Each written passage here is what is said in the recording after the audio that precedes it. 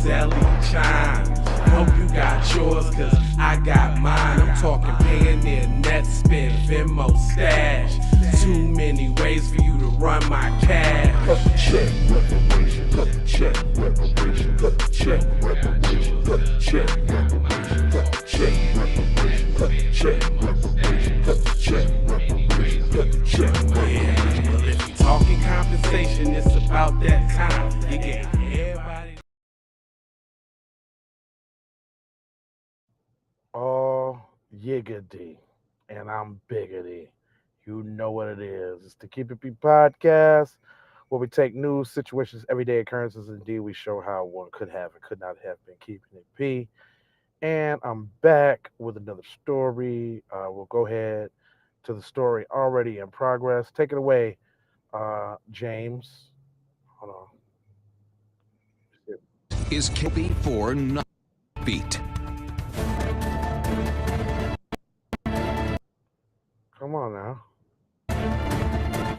I don't even know what to say on an event like this. How do you address it? Well, how do you address it? Come on now.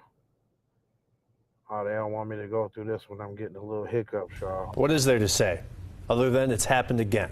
This time the Farmington Police Chief is at a loss for words. Are you?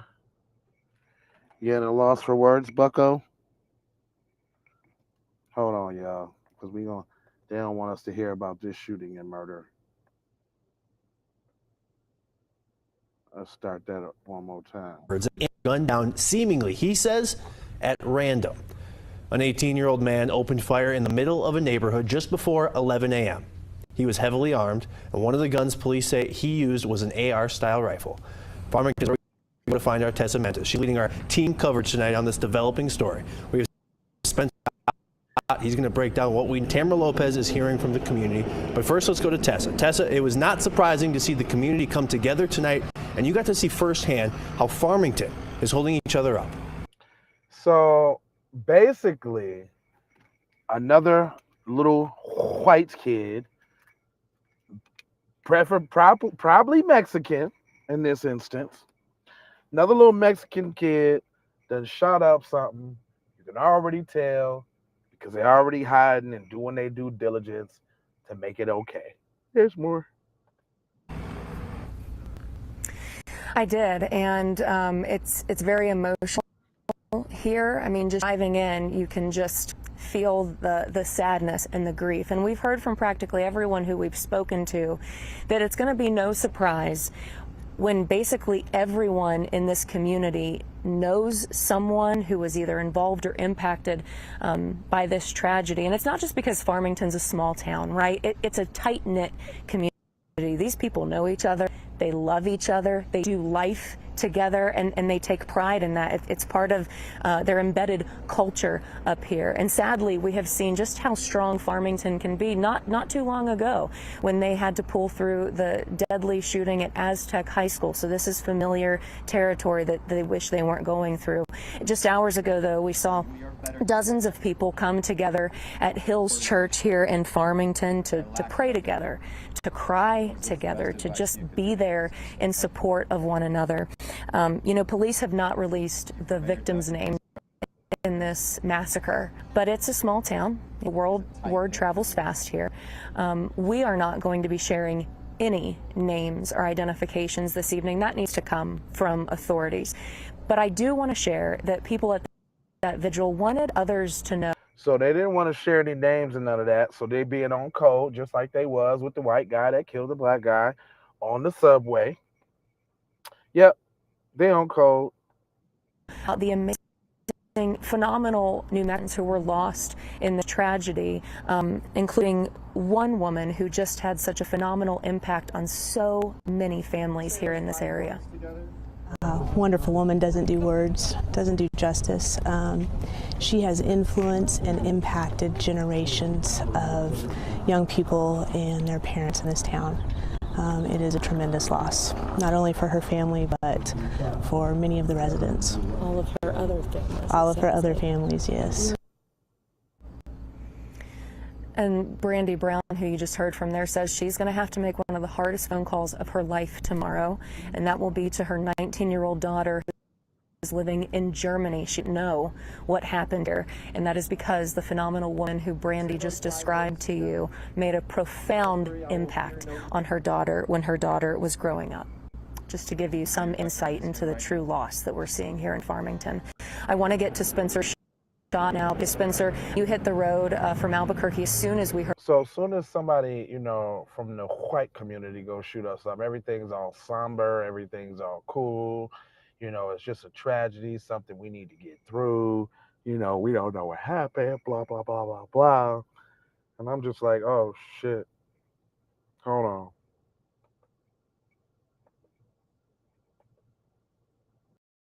We heard what was happening. The last briefing law enforcement was 6 hours ago. So get us up to speed with what we know at this point.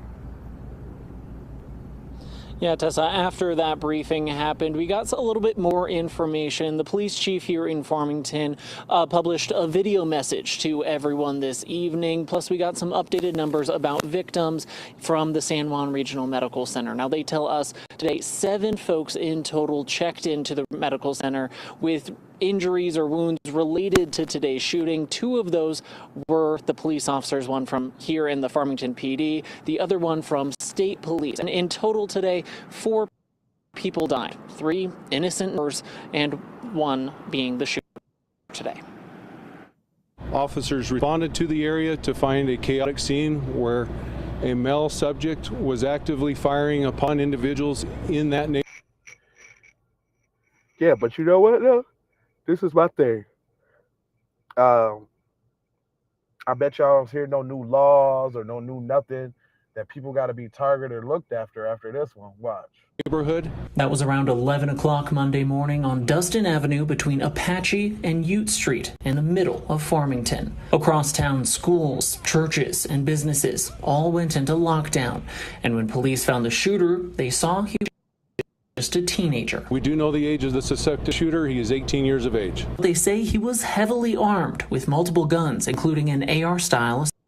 He was just a teenager. But no, this is a grown man. When you get 18, you grown, son. You can go to the army, you can shoot people and all that. Nah, he a grown man. No, we ain't gonna play that. He a grown man. Come on, no. Assault rifle. I'm watching a cops with an extended clip right now, dog. Ring video from one neighborhood. Come on, y'all. Let us get the story off. Y'all trying to hold this back. Hold on real quick. I'm gonna let it load up for just a second.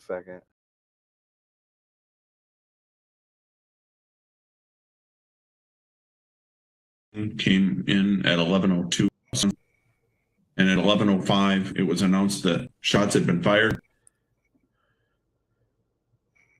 Okay. By officers, and that the suspect was down. And almost simultaneously. What?